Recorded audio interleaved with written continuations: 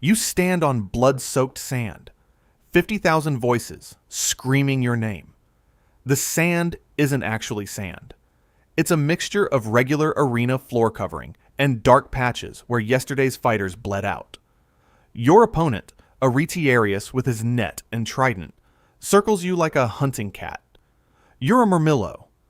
Heavy rectangular shield, gladius sword, fish-crested helmet that weighs 15 pounds and turns your world into a narrow slit of vision. The sun beats down through the velarium, the massive retractable awning stretched above the Colosseum, and you can smell your own fear mixing with the scent of exotic animals caged below, waiting for the noon executions. This is your 47th fight. You need 3 more to earn your rudies, the wooden sword of freedom. 3 more men to kill. 3 more times to hear the crowd chant, "Ugula! Ugula!" cut his throat. The retiarius's net whistles through the air. You dodge left, but your foot catches on something soft. A piece of the previous fighter, still warm. You stumble. The net wraps around your shield arm. The retiarius yanks, and you're pulled forward, off balance. His trident aims for your throat. The crowd's roar becomes a singular sound, like an ocean wave about to crash. You drop your shield. It's suicide by gladiator logic. Your shield is your life, but it's also your anchor. The net falls with it. You roll right, gravel tearing your exposed shoulder. You come up with just your gladius. The crowd gasps. They've never seen you fight without the shield. Neither have you. Freeze this moment.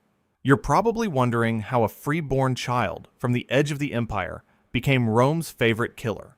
16 years earlier, you're young, helping your father repair the wattle and daub wall of your family's roundhouse. Your village sits in what the Romans call Britannia Superior, 3 days' march from Londinium. Your world smells like wet earth, wood smoke, and your mother's barley porridge. Then the horizon turns red. Roman auxiliary troops, local Britons fighting for Rome, torch your village. Not a military target. Just a lesson for tribute resistance. You watch your father take a gladius to the gut. He bleeds out in 4 minutes, whispering one word. Run. You run toward the forest. They catch you anyway. The slave collar goes on. Iron, 3 pounds, with a tag reading, "Return to Gnaeus Hosidius Geta" in Rome. Your father's body is still cooling behind you. The Forum Boreum stinks of human desperation. You stand on a wooden platform, naked, while buyers examine your teeth like you're a horse. A man in a purple-trimmed toga wins the bidding at 2,000 sesterces. That's 4 months' wages for a legionary. You're expensive because you're exotic. Northern barbarians are crowd favorites. His name is Gaius Aurelius. He's a lanista, a gladiator trainer. He gives you 2 options. Train as a gladiator or get sold to the mines. The mines have a 100% mortality rate within 3 years. The arena? Maybe 20% survive to freedom. You choose the arena. You choose to become a weapon. The ludus gladiatorius sits near the Colosseum. You can hear the crowd roar during games. Your cell is 3 meters square, stone, shared with 2 other fighters. Training starts before dawn. 6 hours of sword work against a palus, the wooden training post. 3 hours of strength conditioning. 2 hours learning to die entertainingly. Falling with style is part of the job. Your trainer, a retired gladiator named Marcus, has 1 hand, lost the other in the arena. He teaches you the fundamental truth. You're not here to fight. You're here to give them a show. Fight well, you might die. Perform well, you might live. Your cellmate, a Syrian named Darius, becomes your first friend since Britannia. He teaches you Latin curse words. You teach him Celtic songs. You're both property, both training to kill people like each other. At night, when the guards aren't listening, you whisper about home. He describes Damascus markets bursting with spices and silk. You describe green hills that roll forever under gray skies. Neither of you will see home again, but the stories keep you human. Your first fight isn't in the Colosseum. It's a provincial amphitheater in Capua, testing new fighters. Your opponent is a Thraex, Thracian style, small shield and curved sword. He's a veteran, 12 fights. You're a novice, 0. The fight lasts 7 minutes. He cuts your ribs open. You still have the scar, a white line that aches when it rains. You panic, abandon technique, and fight like a cornered animal. Exactly what the crowd wants from a barbarian. You get lucky. He slips in your blood, and your wild swing catches his throat. He drowns in his own blood while the crowd chants your name. You vomit in your helmet. That night, you can't eat. Marcus says, "Good. The day it stops bothering you is the day you become a monster." 3 years pass like a fever dream. You're 17 fights deep, 14 wins, 3 losses where the crowd granted missio, mercy. You've become a draw. Vendors sell clay figurines of you outside the Colosseum. Children in the streets play Britannicus versus the Nubian, recreating your famous fight that lasted 40 minutes. The paradox of gladiator life crushes you daily. You're simultaneously the lowest social class, infamia, disgraced, and a celebrity. Women from noble families send you gifts, perfumed letters, gold rings. You can't own property, but senators know your name. Your cell is now private, a privilege. You eat meat twice per week, protein for muscle. Your armor is custom fitted, oiled daily by attendants. Gaius offers a deal. Win 30 more fights, and you'll earn your rudies by age 25. That's possible. That's hope. You train harder. You stop thinking of opponents as people. They're obstacles between you and freedom. The shift happens gradually, then all at once. You stop learning their names. Your first main event fight in the Colosseum itself. Not the morning warm-up acts, but prime time. Your opponent is a retiarius named Felix. 31 fights, 29 wins. The crowd is split. Half chant Britannicus, half chant Felix. Emperor Trajan himself is in attendance, back from the Dacian Wars. You can see the purple of his toga from the arena floor, a splash of royal color against marble white. Felix is brilliant. His network is surgical. 3 times he catches you. 3 times you cut free. The fight lasts 35 minutes. You're both bleeding from a dozen wounds. Your arms feel like lead. Your lungs burn. Finally, you faint right. He commits. You pivot and drive your gladius under his armpit, the gap in his minimal armor. Felix falls. Blood pools beneath him, spreading across the sand in a dark halo. The crowd roars, "Missio! Missio!" They love him. They love his courage. Emperor Trajan stands, thumb horizontal. Mercy. You're ordered to spare him. You don't want to. For 1 heartbeat, you hesitate. Killing him would be win 18, closer to freedom. The crowd sees your hesitation. They boo. The sound is like being underwater, muffled and drowning. You lower your sword. You help Felix stand. The crowd erupts in approval. That night, Felix thanks you in the medical bay. Gladiators share the same blood-soaked tables. He says, "You'll earn your rudies, Britannicus." Then what?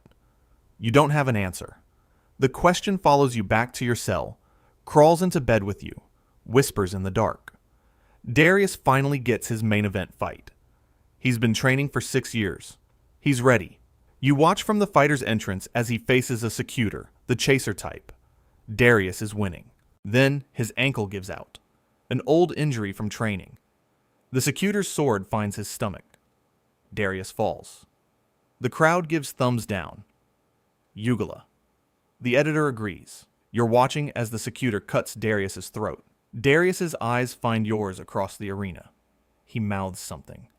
Maybe your name, maybe his god's name, maybe his mother's. Then nothing. Just meat on sand. That night, you find his possessions. A letter he was writing to his mother in Syria. Never sent. 47 sesterces he saved from gifts, hidden in his mattress. A wooden charm his sister made him, a crude carving of a bird. You realize he was 3 fights from his Rudies, too. 3 fights from a freedom that never comes. You understand the trap. The Rudies is a carrot on a stick. Most gladiators die before 30 fights. The ones who don't, they're too valuable. Gaius will never let his best fighter walk away. Darius was scheduled for 3 more fights after this one. You're scheduled for 33 more. You stop fighting for freedom. You start fighting to survive. The difference is subtle, but total. You stop counting fights. You stop whispering about home. You become Britannicus completely. The boy from Britannia dies quietly, buried under scar tissue and crowd noise. Back to fight 47. The retiarius doesn't know how to fight a murmillo without a shield. It's not in the playbook. You're improvising, barbaric, raw. Faster without the weight. You feint left, dive right, and your gladius finds the gap between his ribs. He falls, net tangling around his own legs. The crowd is silent for 1 heartbeat. Then eruption. They've never seen anything like it. You've broken the rules and won anyway. The editor stands. Senator Fundanus descends to the arena floor himself, unprecedented. Attendants follow, carrying a wooden case. He opens it. Inside, a Rudies, the wooden sword of freedom. You've earned it at fight 47, not 50. The crowd chants your name so loud the Colosseum stones vibrate. You can feel the sound in your chest, replacing your heartbeat. Britannicus, Fundanus says in perfect patrician Latin, you are hereby granted your freedom. You may leave this arena a free man. He pauses. The pause stretches like a blade. Or you may stay. Fight as a free citizen. Keep your earnings. Become immortal in the games. As a free gladiator, an octoratus, you'd earn 20,000 sesterces per fight. You'd live in luxury, not a cell. You'd be Rome's favorite son, honored in poems, immortalized in mosaics. Historical records show some gladiators chose this, including famous fighters who refused the Rudies 4 times. Freedom means returning to Britannia, maybe. Living as a former slave, definitely. Fading into obscurity, certainly. The hills of home versus the roar of Rome. You look up at the crowd. 50,000 faces, all looking at you. You look at the Rudies in Fundanus's hands.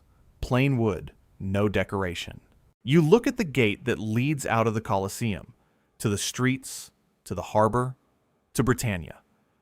You can't remember your sister's face anymore. 16 years is too long. You can't remember your village's name.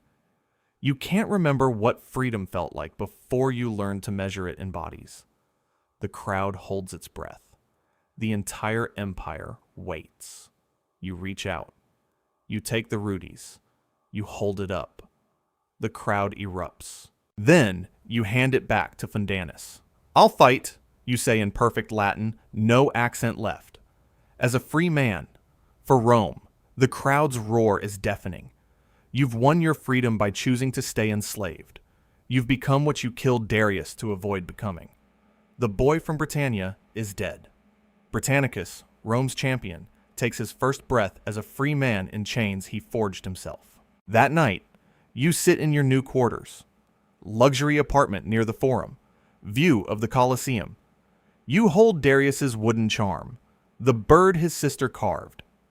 Outside, you can hear the city chanting your name. You're the most famous gladiator in Rome. You're free to leave anytime. You never do. The arena doesn't just take your freedom. It makes you forget why you wanted it. This story is based on the real lives of gladiators in ancient Rome, a practice that lasted nearly 700 years.